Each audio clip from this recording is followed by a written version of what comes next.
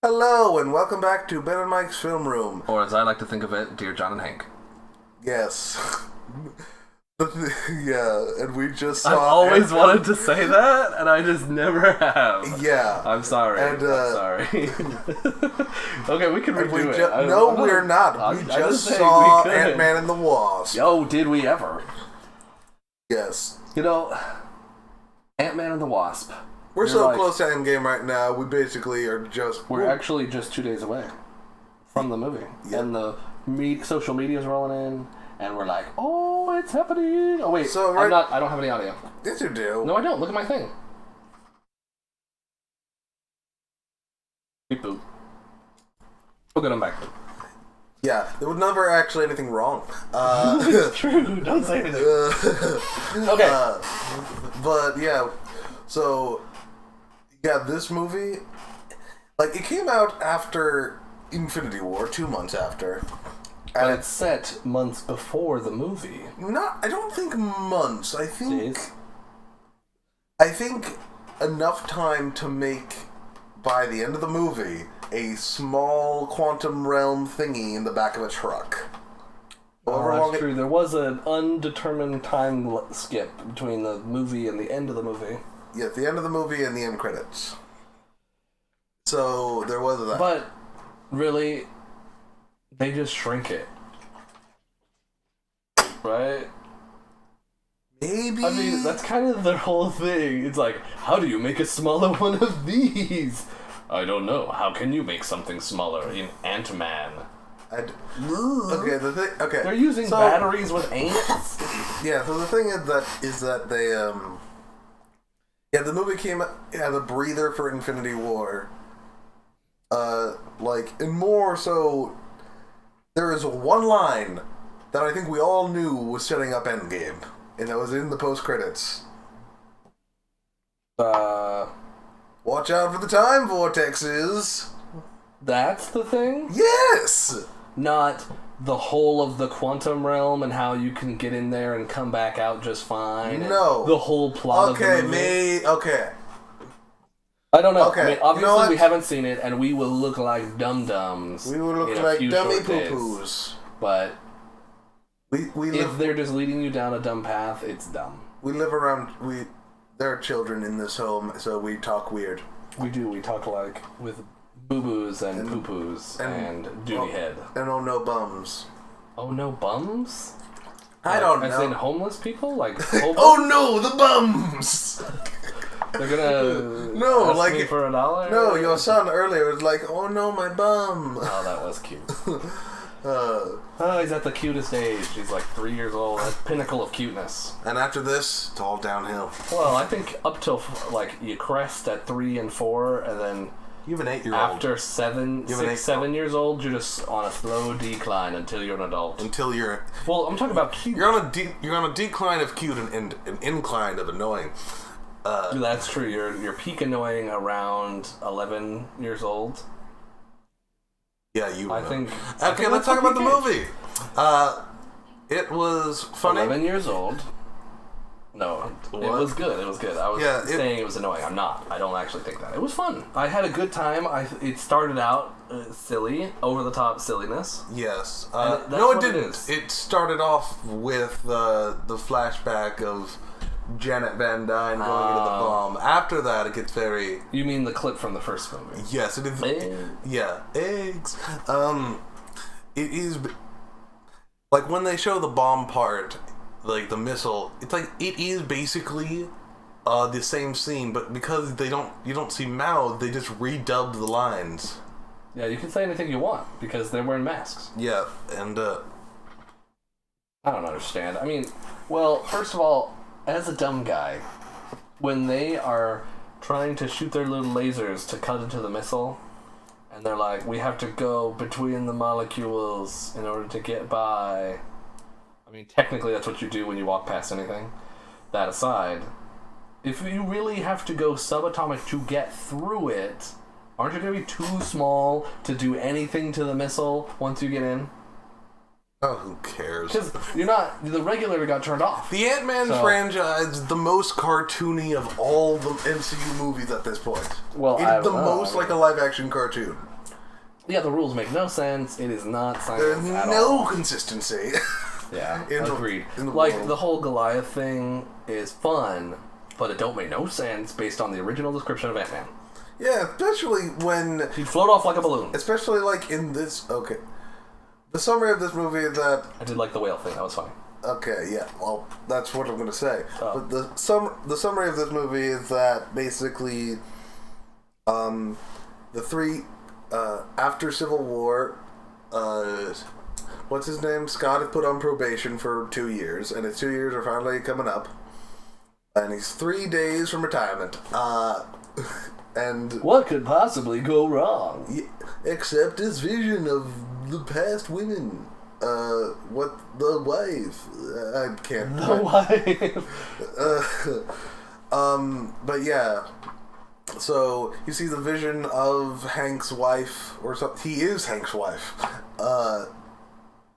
Yeah, but not like Paul Rudd is married to Hank. It's no, he more is. That Kevin Feige confirmed this. Based on how Infinity War discussion went, that's very possible at this point. We know nothing. But yeah, so that happens. Wasp lady picks him up. Hope? Yeah. That's what we mean? Yeah, Ben. I'm angry at you. I'm not angry. I don't understand. I don't know. Okay. I'm sorry. This is very sad. It is. It's a sad movie. Yes. It's not a sad movie. You're right. But anyway, they pick him up. Shenanigans happens. Shenanigans? Yeah. Don't you know? I like that, but I've never heard it before. I think that's trademarked in another show. Shenanigans. Brought to you by Carl's Jr. Yep. No. I don't. Is it legal to say that?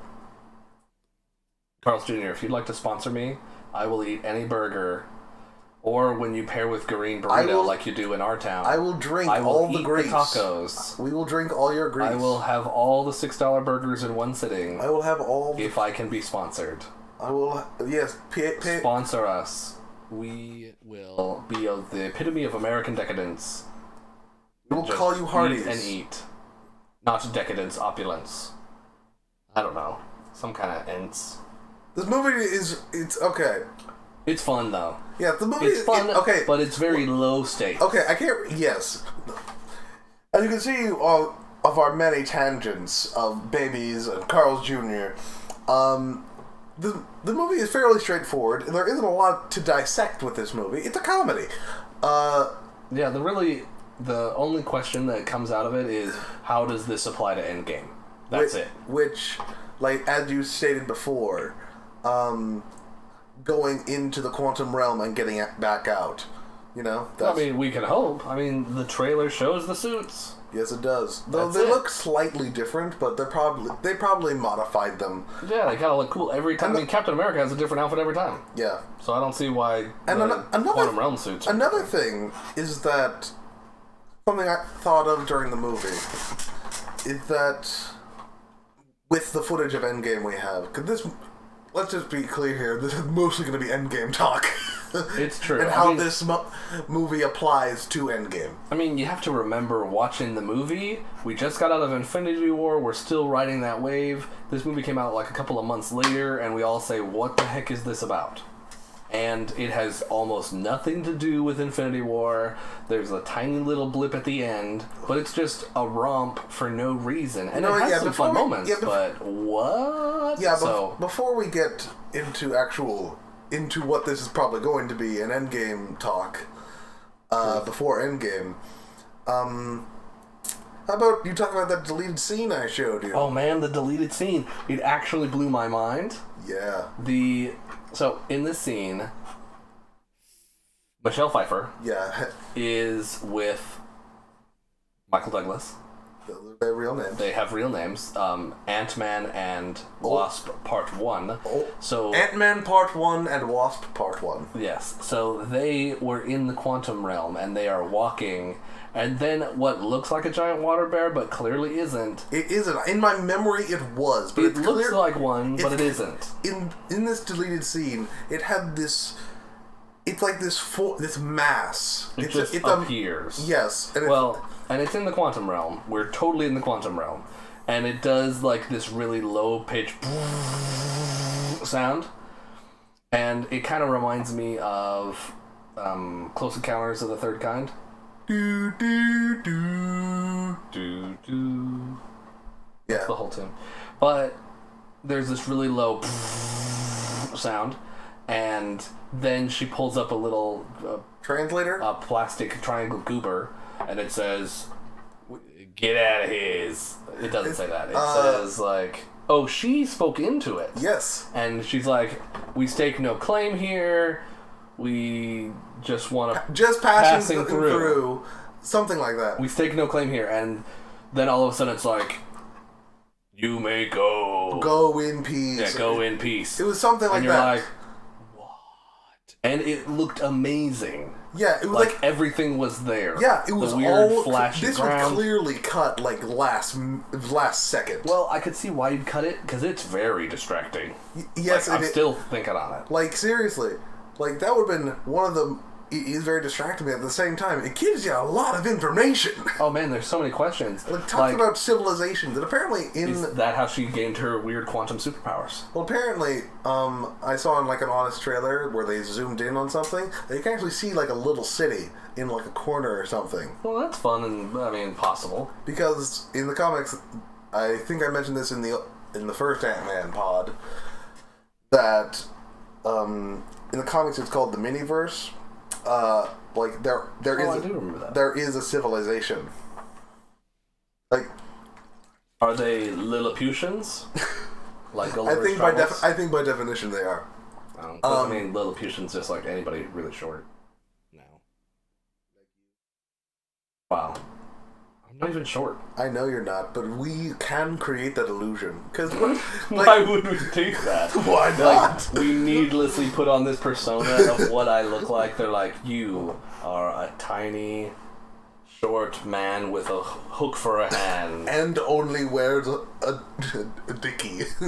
Just a dickie or a coverall. No, like a dickie that turns into a hood, like a hoodie. What the heck is that? They make that? No, they don't. Of course. They should make that. My point is, when you're in a podcast, if they don't have a Facebook or something, you imagine what they look like. Well, imagine me with a hook for a hand, being about 4 foot 5 inches tall, with dicky coverall that includes and the bottom half is Mr. Krabs. He doesn't even have, like, exactly. His legs are just little tiny nubs that yeah, I showed you that. If I was 4 feet tall but I had giant nubs, that'd be very confusing. I have to be like a regular human torso with tiny crab's legs. What are we listed under podcasts? Well, entertainment. Should we change it to comedy? That this is so stupid. They're a stupid version. I think stupid should be a category. Yeah, the most interesting thing in this movie is the quantum realm and really Ghost.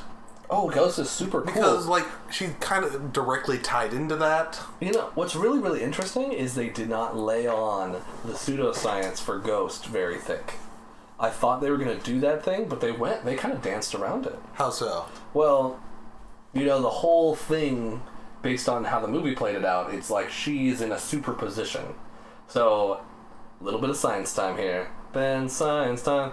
Na, na, na, na, na. Ben Science, the guy. There it is. So, a superposition is a quantum state in which, on one hand, like, there's the very classic example of Schrodinger's cat. Yes, but wait, let me get... I'm probably wrong, but the superposition that you're referring to, is this like the knowing the speed or the place? No. But that does add to it, though. Okay.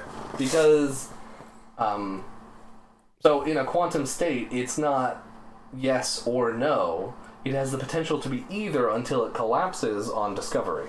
So, like, for example, all the particle tests and stuff, you can see waves on the walls, but if you measure the particle, it comes out in a straight line.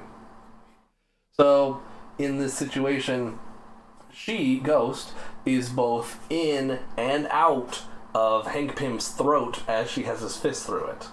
She's using her quantum state to be, like, both existent and non-existent at the same time. So if she was existent, mostly she would, like, be non-existent. solid. Yes. And if she was non-existent, she just wouldn't... her head would fall off.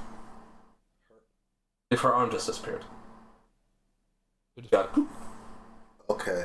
So it's in both states at the same time. And they do a really cool thing with that in the film, where she, like, is in a bunch of different scenarios all the time. Like, her whole body is quantum options for her. Yeah, because, and like, she kind of takes all of them. Because there's a scene later in the movie where, like, I thought I was the only one who noticed this. Clearly I wasn't, because you saw it, apparently. Mm-hmm. Where she phases through a door, but in that same shot, you see one of the faded versions of her push open the doors. Like, she does the motion of, like, opening the doors forcefully in, like, movies. So, do you think in her brain, like, she had to choose to open the door and yet also know she goes through it? I think it's more... I don't know. We were just watching the wavelength of our conversation, and it turned into, like... It turned into, like, an actual squiggle, like you would on a piece of paper with a pen. Yeah, like if you're trying to wiggle through a note or a word you wrote. And this is not how audio levels look like. That's how sound looks. Yeah, it looks weird. Our house did just settle a bit, though. So yeah, what was I talking about? Oh, yes. Ghosts coming through the door. Yeah, so my thing is that she probably... maybe it is like a universe thing where it's like all... I don't know, maybe it is the Schrodinger's cat where she could open the door or something. Yeah, so, I mean, clearly her past story is her father was pushing to make this quantum tunnel thing, and it over-energized her with juju. With quantum. Yeah, with quanti. Did you know the plural of quantum is quanti? Guantanamo Bay. Wow. There it is. That's the life she lives right now. That's the prison that is inside the quantum realm. Guantanamo Bay. Makes so much sense. But yeah, what were we talking about? Really? We were talking about Quad Med Bay. Guano. Yes, Guano Mintano Bay. I'm sorry, I had to go to the bathroom, which I will not be doing when we see Endgame. It's true. That is actually something you have to consider. But yeah, bathrooms. Yeah, bathrooms. They are a thing. They do. But to take it back to the movie, I want to say... They were in the bathroom in that one scene where he had to throw up. Remember when he had to pretend to be sick? Yeah. That was actually really great. I liked that the daughter was a cunning, evil liar and wanted to stick it to the man. I mean, yeah, she's very cute. This is the second time she's willing to lie to the cops. I'm just saying. Yeah. Also, apparently, apparently, they hired a older version of her for Endgame, like a different actress. Ooh. So, who knows? Yeah, I don't need to know that right now. What I do want to talk about is the things I liked about this movie. Yeah. Well, first of all, to be fair, there are no memories of the past of this movie because it's so recent. Yes, all I know is that I was... My goodness, that wave! It's just fun. It's ridiculous. Just enjoy it. It's legal. The actual memory I have of it is we saw it in Utah. Oh, we did, yeah. Because we were during a family reunion. Yes. And we saw it with our other brother, Steven. Yes. I also watched it on MoviePass. Yes, before the dark days. It's true. This was the last Marvel movie I watched MoviePass. You know, I'm actually considering bringing it back. Don't do it. I mean, I'm saying this might I don't know. Don't do it. You're probably right. Don't do it. Moving on. I garbage. really liked the movie. I liked the truth serum moments. Were really fun. I mean, that's the other thing. I don't necessarily want to comment on all the jokes because there's only so many times you can say, "That's funny." That's true. But it was generally a funny show. I mean, that's what it was going for. It was going for comedy. It was going for nonsense. Even the higher level plot was nonsense. Like, in the first movie, they'd set her up as dead. And now she's like, oh, just kidding. She's in the quantum realm. And ages. But time specifically doesn't exist. Well, that was a theory you said during the movie. That's was a true. Theory that they postulated. A film theory. I'm always wrong. I said this in the last pod. I think we're going to have to keep that every time. That'll just be a thing. I'm always wrong. And cut. How would you spell that? I don't know, actually. There's some sounds that are really, really hard to spell because you want the other person to make the sound you're saying. Imagine that being in a comic book. And he said, so dumb. But, so yeah, like this, like I said before,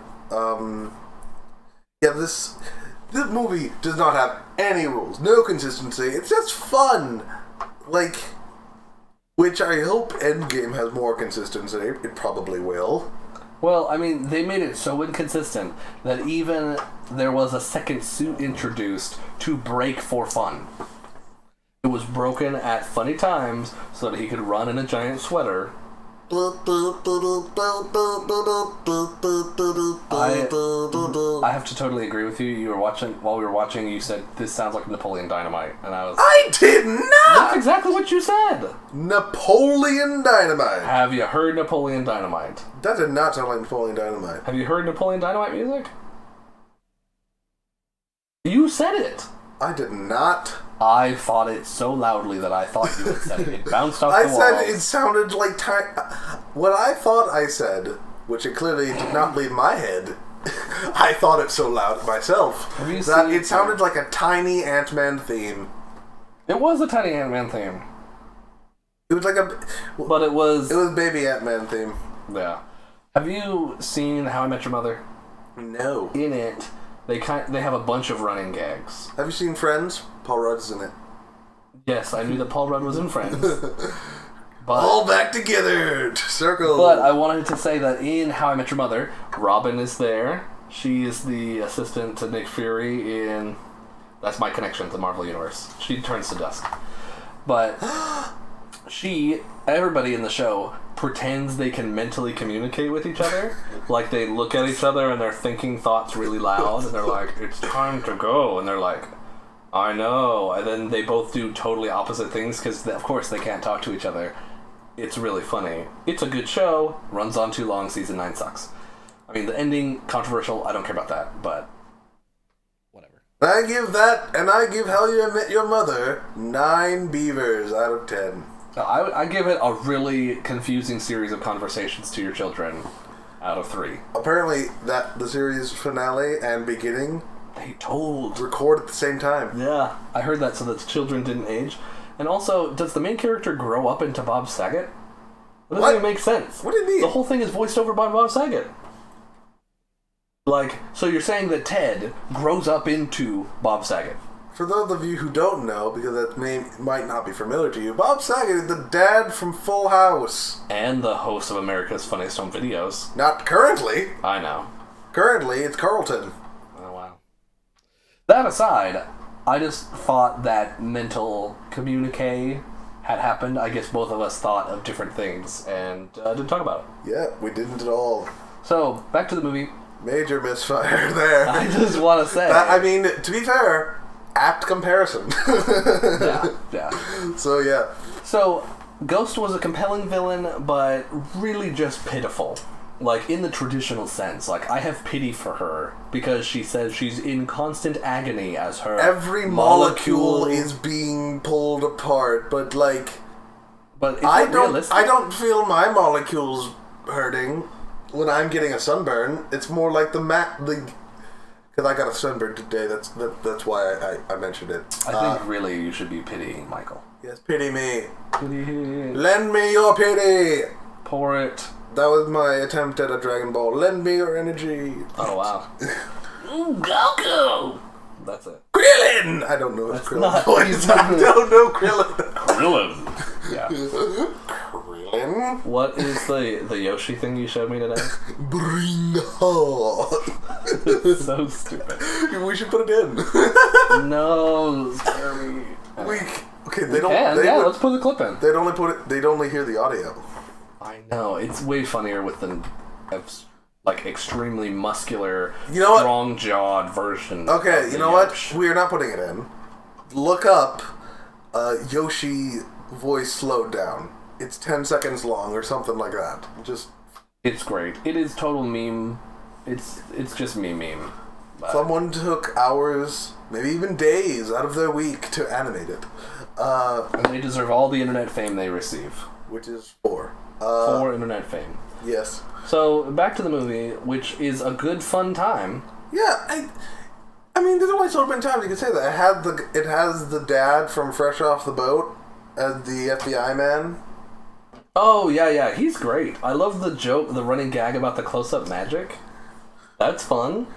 He's like, how does he do it? And then then he's watching the same internet class that Ant-Man was watching. And then you see when they're the giant Ant-Man suit against the wall and it falls down. He's like, magic! It was the dumbest thing ever. It was like, okay, have we reached the dumbest person in the MCU? Oh, wait. We forgot a point. What? We were talking about how ghosts, every single molecule of hers is like ripping apart, but we didn't talk about how unreasonable it is that it's sending pain signals the whole time. Yeah! It's super unreasonable. Right? So if every single molecule is pulling apart, first of all, your molecules don't feel nothing. It's like atoms. It's yeah. like everyone in... Well, actually, I'm not sure about the snapping. Yeah, who knows how that happened? Who knows? Who knows how they felt pain?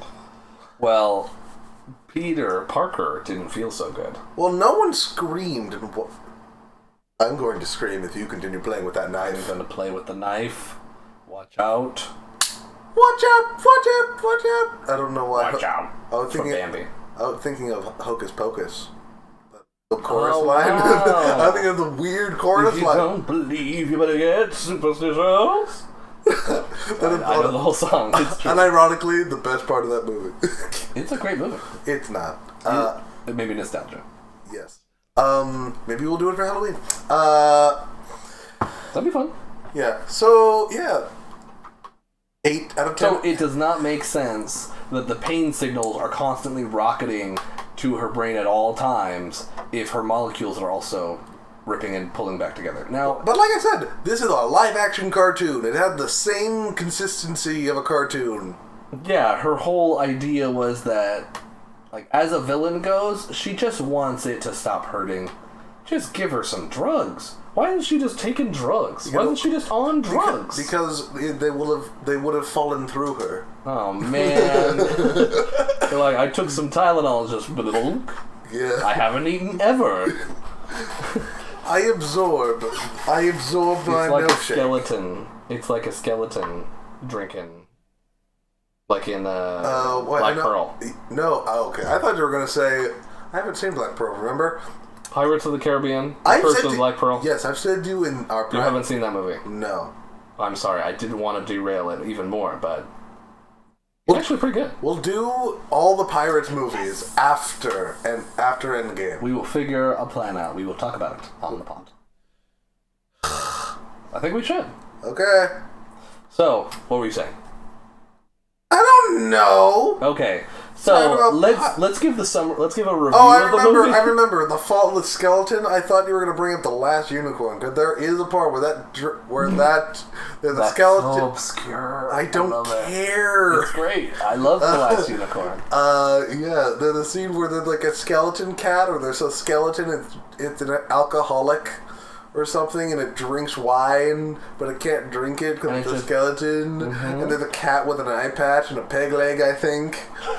I can't remember. I'm not sure if that's entirely Unicorn! I remember that. Yes.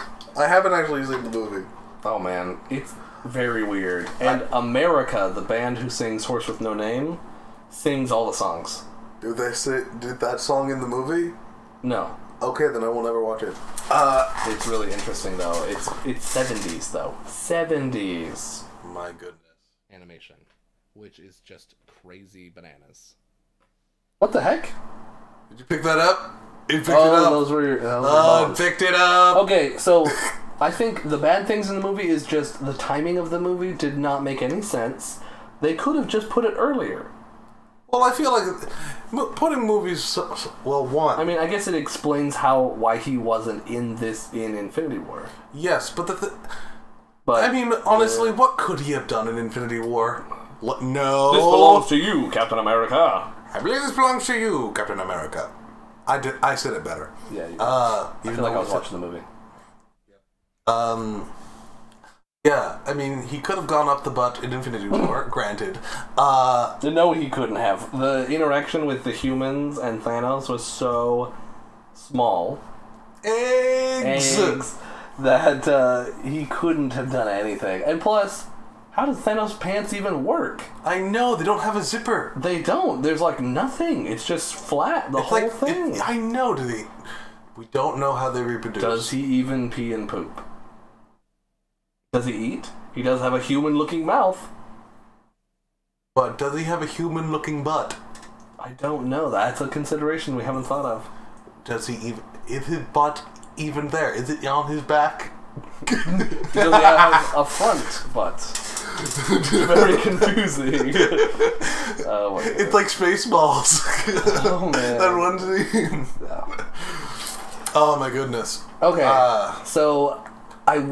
as a viewer of the movie, I was just like, this is not what I wanted to follow up Infinity War, but it's put me happily, hey, remember, these movies can be good and have nothing to do with the universe, ultimately.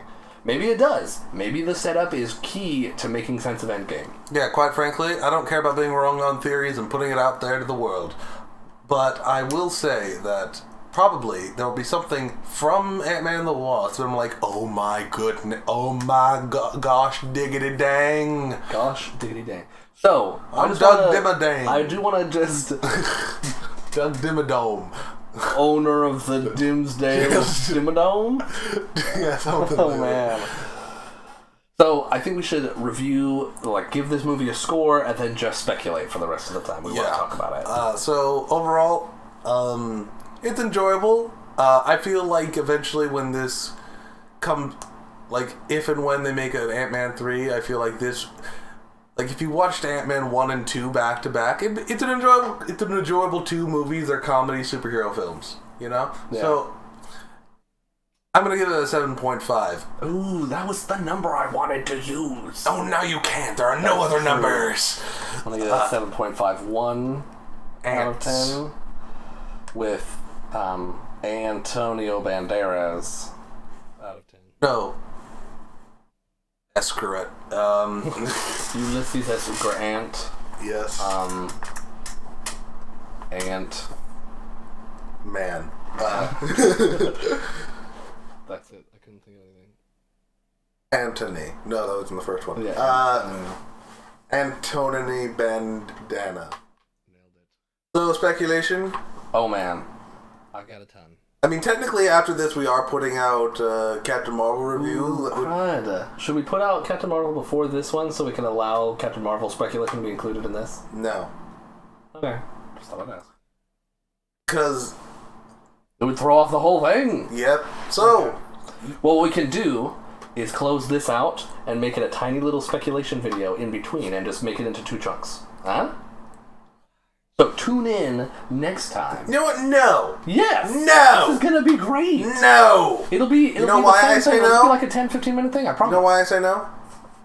No one's gonna listen to it. That's harsh. That hurts my feelings. You know, it's really true. Why would you want to listen to speculation post the movie coming out? Exactly.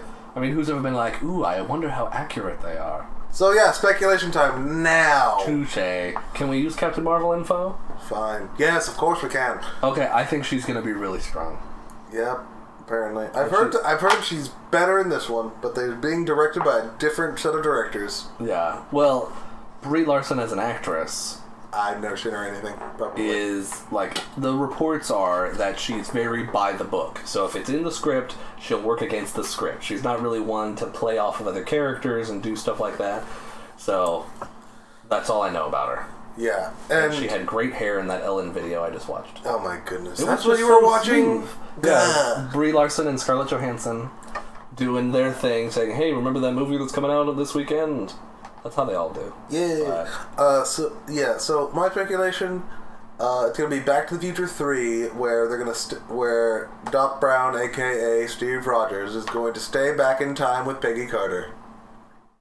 Wow, that would be really fun, but also confusing. I mean, so I guess who knows what's gonna happen? The ultimate prediction has to be we assume time travel's happening. Even though technically Peggy Carter did marry someone, even though we have no idea who that. That would really make that kiss super awkward. In that one, remember when it kisses the grandchild? Yeah, I was gonna say. But now it's your own grandchild. Yeah, I'm just thinking. Yeah, they're not gonna do that. Nope, Disney won't even go near it. But maybe it changes. Maybe she's... I don't know. You know what I'm saying? I don't know. See? What if... time travel, see? What if her husband is Thor? That doesn't make any sense. What if... Okay. So rather than total nonsense... What if her husband is Batman? You know, what if it's Batman? Thanos! What if Thanos? Her husband is... What is it? What's the... Hank Pym. Wayne's dad. Bruce Wayne's dad. John Wayne? No. It's not John Wayne. So dumb. Anyway, well, if she just keeps dying in that alleyway next to the movie theater where they watched Tarzan or Zorro? Zorro. Okay.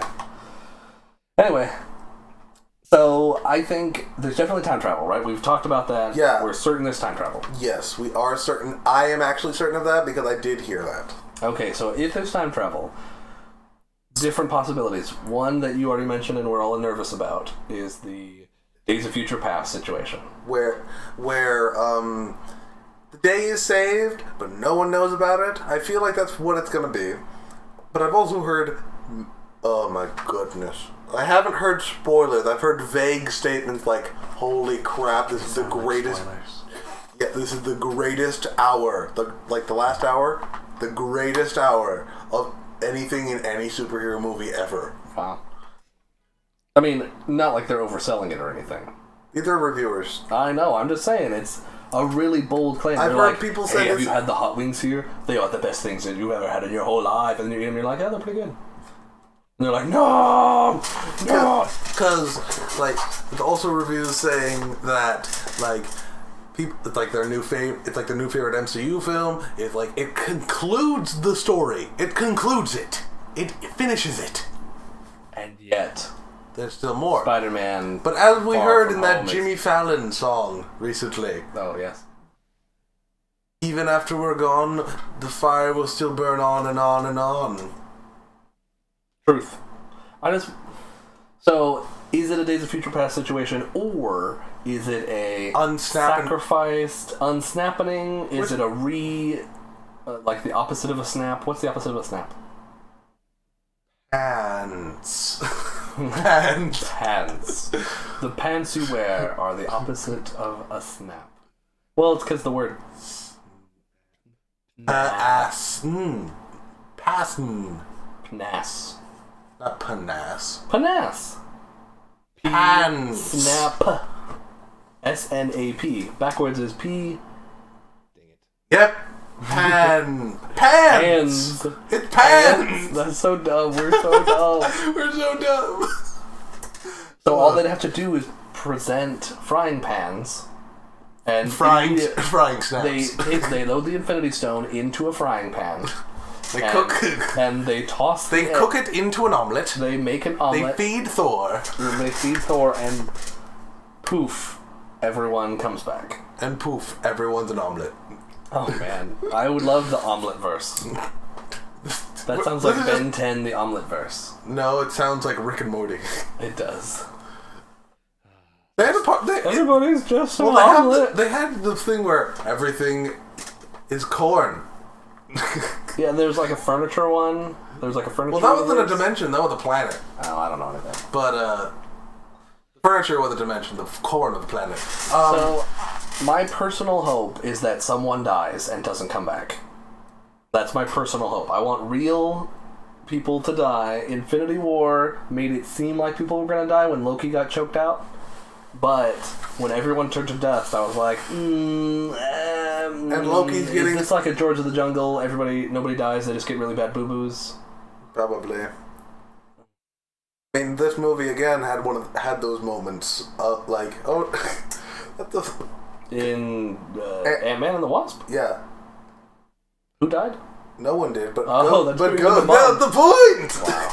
Well, Ghost became good. Sort of. Technically, yes, she did. And the mom lives. Yeah, everyone lives. The end. Yeah. Except for the people who may have gotten hurt from the building. Except for the people who were dusted in the end credits. So, I don't know. It was really cool end credits because you're like, oh yeah, I forgot about that. Yeah, because I remember people in the theater like, oh, even though I predicted that. It's a really cool end credits, but I don't know, man.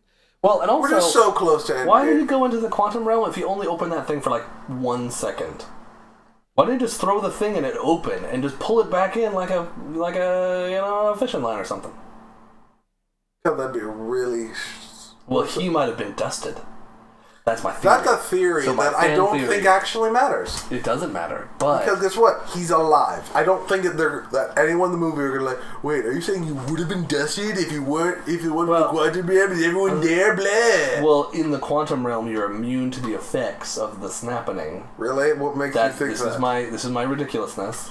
So because everything can both exist and not exist at the same time, that the Infinity Stones have no power in the quantum realm. So they all go to the quantum realm. I mean, and then do something. In the comics. ... In the comics, which is not the same in the movies at all. Which is kind of cool. Yeah, because you can't really predict what's going to happen. But in the comics, the Infinity Stones of a universe do not work in other universes. And are you saying the quantum realm is a different universe because it's the miniverse? I think it is, because I think you shrink into another universe. It's that theory about every atom is like a different universe or something. Like the thing under the nail. Yeah, the movie that they're watching in Ant-Man, which you brought up because that's a trope where whatever is on the TV is relevant to the movie. It's always relevant. Or it's super relevant, or at least paints a very vivid picture about the people. Or because I mentioned in Homecoming when Spider-Man is running through backyards and they have Ferris Bueller on. Exactly, he runs because there's that race at the end. Also to the house so that the principal doesn't find them. No. Yeah. Oh yeah, in Ferris Bueller, I thought that didn't happen in Spider-Man. No, it didn't. Very different movie. Also, for a second there, I thought this movie, not this movie, the school, was the same school from Homecoming. Well, you said the teacher who wanted the hall pass was the same dude. I thought he was. I thought he was. They were both long and lanky and had beards and the beard mustache combo thing. Could have been anybody. Like you. What can I say? The mustache bleeds into the beard. Yeah, but then it would be a middle school and a high school. But more importantly, San Francisco, Queens. Truth. I had totally forgotten they were in San Francisco until he's a freaking whale. Which was funny. Was it? That they committed so heavy to the tail thing with the feet. Yeah. That was fun. I had a good time. Good movie. Truth Serum, still funny. It was a good way to bring in that same story. Michael Pena, always funny. He is funny. I don't know about always. I haven't seen most of his work. The bad boss in the show, he was super stressed about the company and all that stuff. It was fun, but also very low stakes. Everything was low stakes. Yeah, it's the world wasn't gonna end. No, I didn't want to say small stakes because they're shrinking and stuff. Say it, puns are the way of life. Yes, so. Pun to the spice of life, Ben. It's so small scale that you don't feel any threat. You're not even worried about him getting caught by the FBI. You're not even worried about it. I just thought of this. Even though everyone gets dusted in a little bit, you still don't even worry about it. I just thought of the song we could play at the beginning of the podcast. Go on. Yar har fiddly dee, being a pirate is alright to be. I don't actually know that song. That's the Lazy Town thing. Oh, wow. I mean, I know That we was are a number meme. one. That was a... Yes, but that was the song I thought was cool. Well, look for that later. But yeah, we're kind of running on fumes well, here. in honesty, I think we've done our main concerns with Endgame is like, I hope it doesn't do the things in other time travel movies I don't like. How many time travel movies have you seen? A lot. Really? Yeah. Not counting Back to the Future. Back to the Future. No. Oh, not counting? Okay. Not. Would you count Terminator 2 as a time travel movie? No, because you're set... But it's because the robots come from the future to the yes, current but day. you're set in the relative present. Okay, how about the movie Time Machine? And The Time Traveler's Wife? And the movie The Fountain with Hugh Jackman? Maybe that's pushing it? I don't know. There's kind of like different time jumps. It's kind of weird. I will admit, the movie Primer?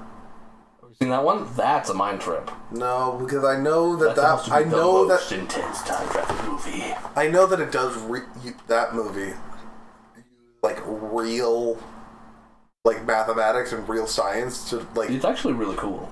Like it's very accurate to the way people would talk, like scientists would, physicists, right? Yeah. Anyone would talk about time travel. Like it expects you to think about it and come back to it. Like you don't get it on the first viewing. Would you consider Interstellar a time travel movie? Don't let me go, Murph! Murph! I still haven't seen that movie. Really? No. Oh, man. That's actually a good movie. Okay, we should do that for other time travel movies I've seen. Like, because... I've seen... No, I don't think if a movie has time travel elements... No. I'm talking like huge parts of the plot. Like, it can't just be like, oh, the last 20 minutes involve time travel. Okay, how about that one movie in Nickelodeon where he gets the watch that stops time? Oh my Does that gosh, no!